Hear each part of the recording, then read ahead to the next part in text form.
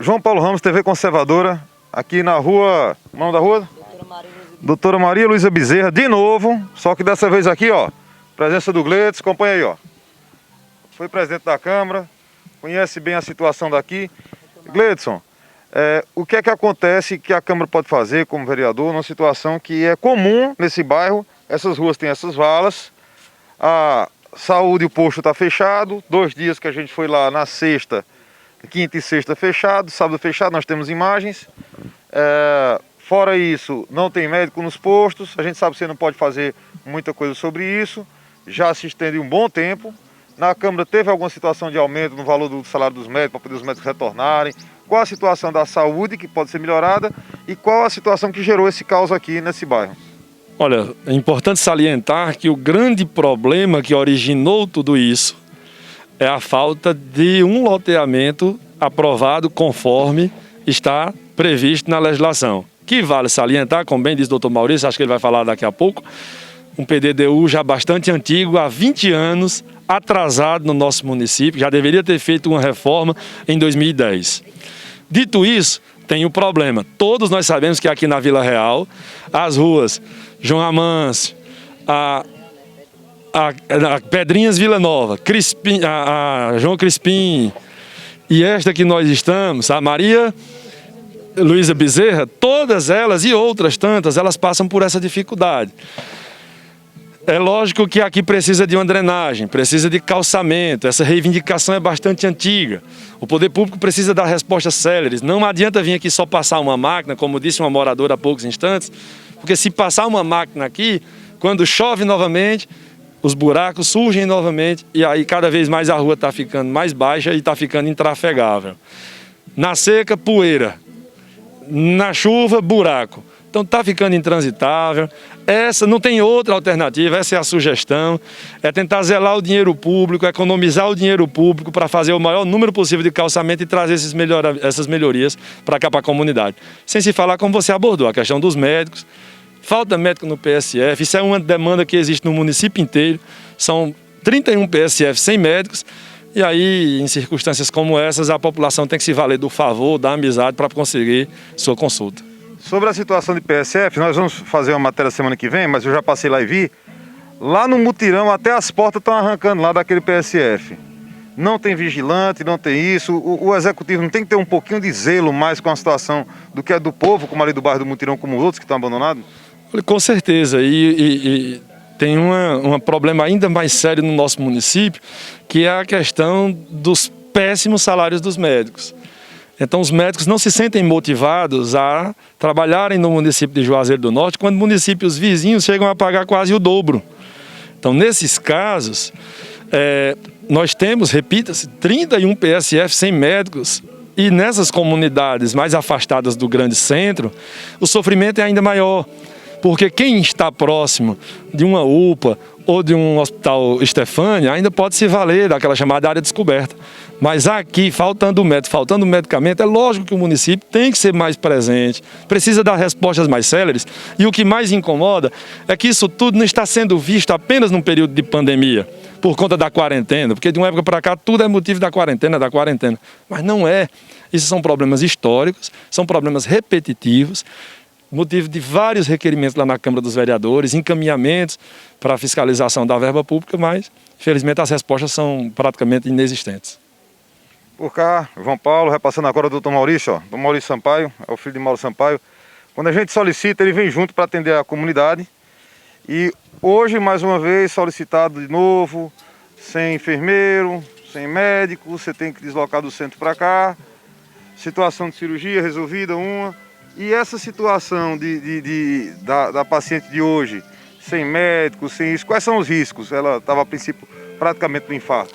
Bom, primeiro eu queria complementar aqui uma coisa que o nosso querido Gleidson explanou, que é a questão de que, e além de tudo que ele disse, da mal remuneração desses médicos, existem lugares no município onde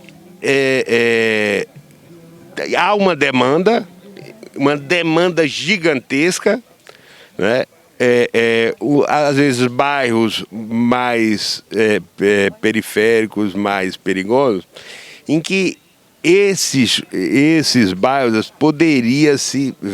o poder público poderia ver a questão de enquadrar no mais médicos, né? Porque você enquadra ele no mais médicos e vai dar um empurrão para que haja interesse em participar do programa, né? E aí sobra mais recursos para você investir em outras áreas. E a questão de segurança. Você chega... fui uma vez fazer uma visita a um posto e que eu cheguei, estava o fogão, o bebedouro, tudo da cozinha num quarto trancado. E eu cheguei, por que está nesse quarto? Aí o funcionário falou assim, não, é porque já levaram tudo aqui, o ar-condicionado, tudo. Então, você chega, o médico vai visitar o posto para ver se vai ficar naquele lugar. E quando o médico chega lá, vê que não tem segurança, que roubam tudo que tem no posto, o médico já é pouco. E o médico ainda desiste, né? E agora, sobre a questão sobre a questão da senhorinha, é uma senhorinha hipertensa, uma senhorinha diabética, que está acamada e parece que ela está ou com angina ou teve algum pequeno infarto. Nós pedimos, aumentei o remédio da pressão, coloquei um pouco também o da diabetes, aumentei, né, porque fez a dosagem da glicemia e deu alta. E aumentamos o remédio da pressão, da glicemia e pedimos o eletrocardiograma para ver se houve algum problema, que já é uma senhorinha idosa, acamada, para tirar qualquer dúvida. E nesse caso, o médico do município não era para estar atendendo isso aí, ter uma equipe atendendo esses casos de urgência, emergência, porque de repente você não está lá, ela podia estar no estado bem pior, né? João Paulo, eu já trabalhei em PSF desde que eu me entendo de gente. E eu nunca vi um lugar com que os profissionais não têm apoio, né, para fazer a visita, porque para ir você tem que ter o carro da prefeitura, tem que mandar, tem que remunerar o funcionário, né, direitinho, porque aí quando você ganha um bem, todo aquele que ganha bem tem medo de perder seu emprego. Quando você ganha mal, você perde o medo de perder o emprego, porque como o Gleides falou, a cidade vizinha paga o dobro.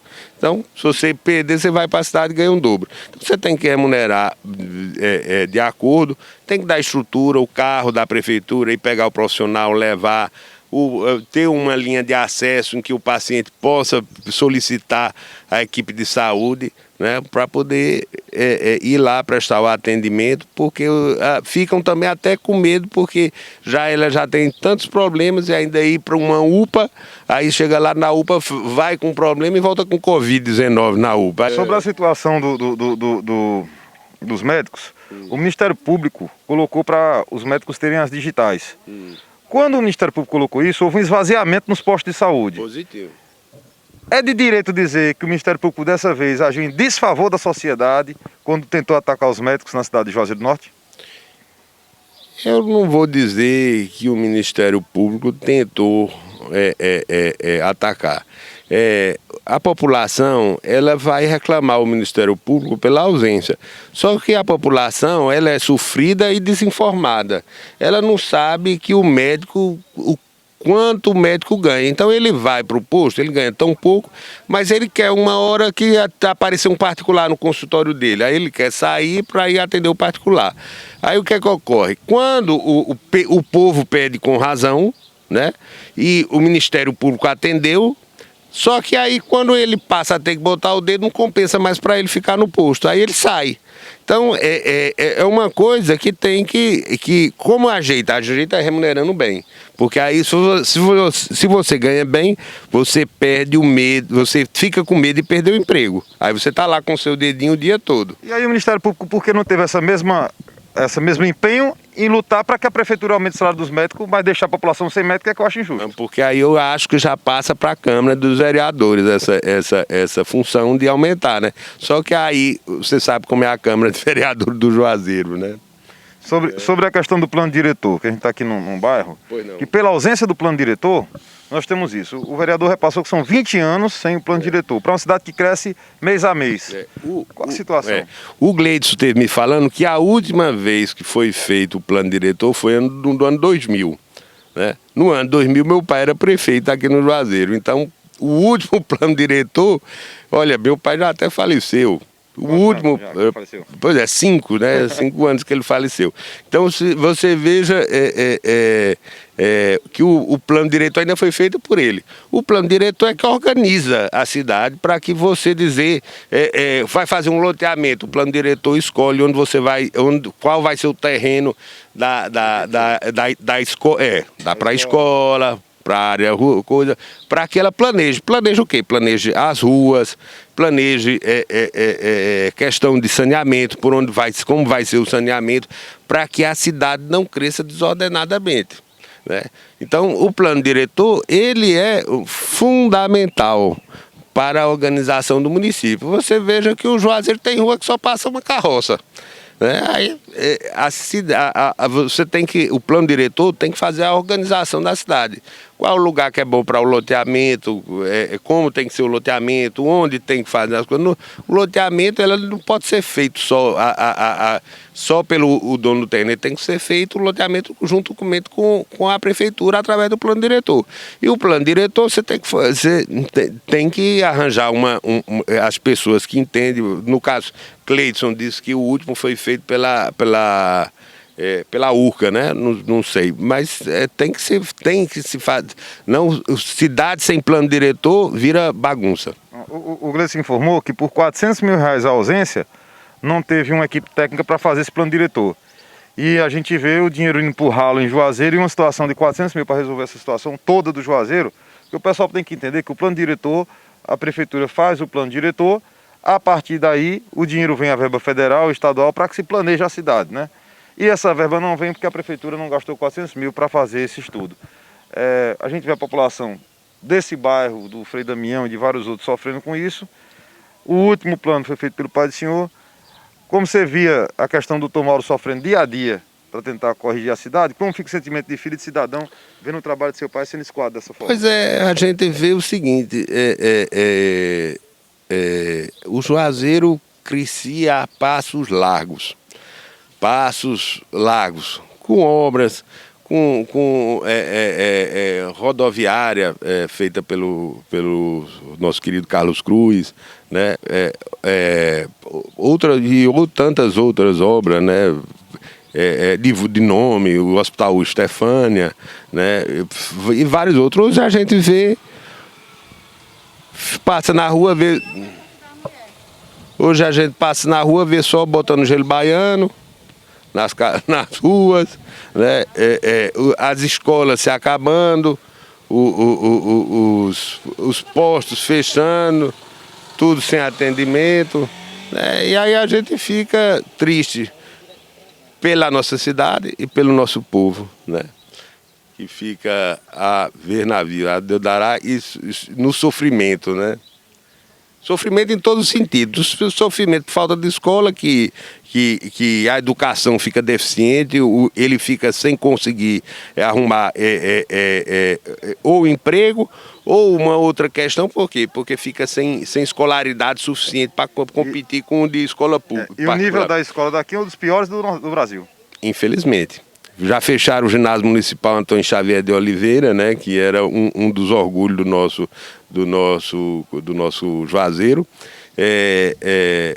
Os postos são lamentáveis, não tem um lugar para você ficar em observação, para você fazer soro, para você fazer nada. As ruas, está aqui a rua, para mostrar como é que está a rua, né? Olha aqui a rua como é que está. Né? E as grandes ruas botando gelo baiano. E aí você vê os postos nessa crise de Covid, você não vê hidroxicloroquina, nem os remédios indicados pelo protocolo em lugar nenhum para adquirir. Lamentável. João Paulo Ramos por cá, TV Conservadora. Prefeito, o negócio tá bonito pro senhor, viu? Tá tudo de boa. Agora pro povo, tá assim. O senhor vive lá no céu e o povo aqui no inferninho. Um abraço.